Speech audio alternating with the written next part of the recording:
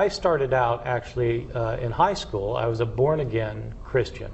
I accepted Christ as my Lord and Savior, as we used to say, and I became very committed as an evangelical Christian, and I went off to Moody Bible Institute for college, which is a fundamentalist Bible college. After that, I went to Wheaton College, which is a liberal arts college. It's Billy Graham's alma mater. It's an evangelical school. So I had very solid evangelical Christian commitments. And eventually, I got a seminary degree, and I was a pastor of a Baptist church for a year. But gradually, for a large number of reasons, I started to question some of the assumptions that I had about the faith. For a long time, I thought that the Bible was inspired and inerrant, that there were no mistakes in the Bible. But as I engaged in historical research on the Bible, as I was getting my PhD in New Testament studies at Princeton Theological Seminary, I started finding mistakes in the Bible. And this cut away at my assumptions that the Bible was inerrant. And then I started questioning other parts of my faith. Is Jesus really divine? Is there really a Trinity? It was difficult. I mean, if you're raised in the Christian tradition, this forms the very heart and soul of who you are. And leaving it means leaving friends. It means alienating family. It means losing out on all sorts of social networks that you have and all sorts of beliefs that you've held dear. And so it's very difficult and traumatic emotionally. But my view at the time was that I was in a search for what is true, and I came to believe it simply isn't true that the Bible's without error. And the idea that Jesus is God is an idea that was developed historically over time among Christians. It wasn't something that was original to Christianity. It's a later historical development. So too the doctrine of the Trinity. And these various ideas that I had held on to, I started to realize were historical formulations, and just the existence of God himself. I finally came to realize that for me, it simply didn't make sense anymore. Well, this is an interesting thing that we think when we read the Bible that we're obviously reading the words that Matthew wrote or that Paul wrote. But the reality is we don't have the originals of Matthew or of Paul's letters or of any other book of the New Testament or of the Old Testament. What we have are copies of these books that were made later, in many cases, most cases, many centuries later. So the New Testament was originally written in Greek, and at present we have something like 5,500 manuscripts in Greek of the New Testament, which is a lot for an ancient book. It's far more than any other ancient book. The problem is most of these copies are hundreds and hundreds of years after the originals, and all of them have differences in them. So that the scribes who were copying these manuscripts changed the text that they were copying, sometimes by accident. I mean, sometimes they just made mistakes. They were sleepy or incompetent or whatever. But sometimes it looks like scribes actually thought the text should say something other than it did, and then so they would change the text. Some places it looks like it's a manipulation of the text, where the author wants to change, where the scribe wants to change what the author said. I mean, in many cases it may be that the scribe thought this is what the author really meant, and so he changed it. But sometimes the text gets changed to say just the opposite of what it originally said, and so that can be a little bit troubling. Yeah. Yeah, so the last 12 verses of Mark they're very interesting. Jesus has been dead, he's been crucified, he's dead and been buried. And on the third day, the third day, the women go to the tomb to see about anointing his body for burial, but they find the tomb's empty. Jesus isn't there. There's a young man in the tomb who says that Jesus will go, that they're supposed to go tell the disciples that Jesus will go before them and meet them in Galilee. The disciples are supposed to go to Galilee, and the women are supposed to tell them to go. And then it says the women fled from the tomb and didn't say anything to anyone because they were afraid. That's the end of Mark's gospel. It ends with the women not saying anything. Well, some scribes read this ending and thought, well, that's odd. I mean, the women didn't tell anybody. I mean, surely the disciples knew. And so some scribes added a longer ending. So the last 12 verses are this longer ending, where the women do go tell the disciples. They do go to Galilee. Jesus does meet them there. And this is the passage where Jesus tells his disciples that if anyone believes in his name, they'll be able to speak in foreign tongues. They'll be able to handle deadly snakes, and they'll be able to drink poison, and it won't harm them. And so these are the verses that the Appalachian snake handlers use to justify their ritual practices. Matthew and Luke have many of the stories in Mark, and sometimes they have the stories actually in the same words as Mark. And for hundreds and hundreds of years, since the 4th century at least, biblical scholars have recognized that the reason they have so many of the stories in the same words is that somebody's copying somebody else. And so the idea is usually thought that Matthew and Luke actually copied some of their stories from Mark. That's why they're verbatim the same in so many places. One of the things that I've studied in a number of my books, including my book Lost Christianities and somewhat in my book Misquoting Jesus, is this phenomenon that I call proto-Orthodox Christianity. In early Christianity, there were a variety of Christian groups that believed a variety of things. Some of them that would seem wild and crazy to most Christians today. But there were battles for who would be right and who would be wrong, and who would get the most converts, and who would establish what the standard view would be. The standard view is called orthodoxy. The word orthodoxy means the correct belief. So the people who ended up winning these battles over what to believe called themselves orthodox, meaning they had the correct beliefs, and everyone else they called heretics. A heresy is means choice. It's a choice not to believe the right things. And so proto-orthodoxy is what people were saying that led to orthodoxy before it was orthodoxy. So so you have a lot of different Christian groups saying a lot of different things. One of these groups wins out and calls itself orthodox. But what do you call this group before they win out? I call them proto-orthodox because they're representing the views that eventually are going to triumph in Christianity. Well, there are a lot of, the proto-orthodox scribes are the ones who gave us these 5,500 manuscripts we have. If heretics copied the text and changed the text in a heretical way, those manuscripts apparently got destroyed. And so we have manuscripts then from the proto-Orthodox, and sometimes they changed the text in significant ways. I mean, as one example, there were debates in early Christianity about who Jesus was. Was he a human being who was chosen by God? Was he God who only seemed to be a human being? Was he both God and human? What was he? And scribes who knew about these debates would sometimes change the Gospels in order to make the Gospels reflect their own points of view. And so one of the arguments was, is Jesus really human or not? There's this famous passage in the Gospel of Luke where Jesus, before being arrested, sweats great drops as if of blood. So this is the bloody sweat. And this is where when people say, he was sweating blood, that's what they're referring to as this passage. It turns out this passage was not originally in the Gospel of Luke. It's not in our oldest and best manuscripts of Luke. And it looks like the reason it's there now is because there were Christians who wanted to argue that Jesus was fully human. This was the Orthodox view. Jesus really was human. You're one of Canada's preeminent religious scholars and spent virtually entire adult life analyzing, teaching, writing about the biblical scriptures.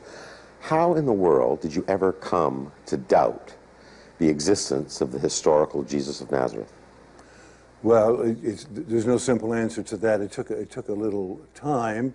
It became increasingly obvious to me over the last 7 or 8 years that the Jesus Seminar, which has been devoting 25 years to a study of what are the authentic words of Jesus, what are the authentic actions of Jesus, we're paring it down to smaller and smaller amounts, to the point where about 18%, I think, of what he said they thought might be authentic, and about 17% of what he is said to have done might be authentic.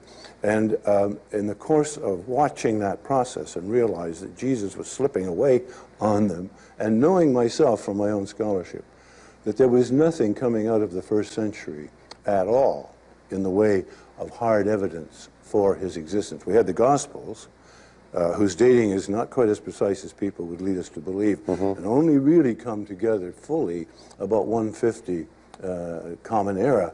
But their origins, the tradition is believed to have come out of the first century. It was proof that prior to the 3rd or 4th centuries, Christianity had been very different from the way it was after Constantine, the Council of Nicaea, and the 4th century, that a big change had taken place. And in the course of that change, a story which had once been a universal pagan myth belonged to the Greeks, before them to the Sumerians, and particularly to the Egyptians, that myth had been clad in Jewish form and made into a history, into a literal story. And that's what struck me when I saw that that had happened, and the way in which they were prepared to kill, to burn books, to destroy the evidence of it having happened, that I realized something untoward was really at work here. Well, let's give our viewers some sense of the similarities, because you go through this evidence and you say, well, here's the New Testament. I mean, that virtually everything that Jesus was reported to have done in the Gospels, from the Sermon on the Mount to crucifixion, was told in ancient Egyptian religious writing. Give us some examples there of the same kind of stories that were being told 4 or 5 centuries earlier. Oh, more than that, even thousands of years earlier. Yeah, this was my astonishment. When I read for the first time, Alan, a story that had always, I used to be a professor of New Testament, a story that had always been problematic for me, the raising of Lazarus, which is in the 4th Gospel, and it's the most dramatic miracle that Jesus is supposed to have carried out. He raised a man from the dead who had been dead 4 days. He was really dead. When I came across that story, in all its full details, in an Egyptian dress and an Egyptian setting, right down to Martha and Mary and to the coming forth out of the tomb, in every detail, in 1700, before the Common Era, 17 centuries earlier, I realized I was onto something.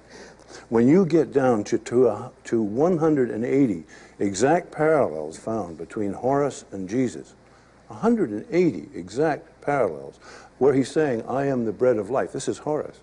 Or what the evangelicals keep throwing at me. Jesus said, I am the way and the truth and the life. So how are you going to get around that one, brother? And I say, well, have a look at this, 2,000 years earlier. I am the way, the truth, and the life being said. I mean, it is so precise and so exact. I can't, you know, it blows you away. Now, you maintain that this connection between Egyptian mythology and the Christian Gospels, this connection was deliberately destroyed through a series of kind of forgery and corruption on the part of the early Christian church. During the late 2nd, 3rd, and 4th centuries, the church embarked, especially empowered once 325 had happened and Constantine had got the agreement among the bishops and the Christian church was in full motion as the official body religion for the empire. A deliberate campaign was initiated to wipe out all evidence of the connection with the pagan roots of Christianity. Why would the Christian church do that? They did it for this reason, because the pagans were mocking them and saying, you have taken our stories, our virgin births, our crucifixions, our everything, and you have just literalized it for the common masses and made it a simple story. And I mean, it's ridiculous. And so the early started to wipe them out. They got serious. They closed the philosophical schools. They closed the school of Plato at Athens that had been going for 4 or 5 centuries at that point. They burned pagan libraries. They burned the library at Alexandria, which has just recently been reopened after all these many, many centuries, containing up to 750,000 priceless books, to destroy any evidence. In fact, any picture we have of paganism comes through Christian eyes, and so naturally they get a bad press, that they were the losers in the battle. And so you have to ask yourself, what's going on here when you have to destroy your enemy, you have to anathematize him, you have to burn his or her books, and you have to actually put a person like Hypatia, who was a lecturer at that library in Alexandria, put her to death in a horrible, horrible fashion. I wouldn't say it's but a myth. It really is a myth, and a myth is the way the ancients told the truth. Instead of a literalist interpretation of the Gospels, you advocate something called cosmic Christianity. What is that?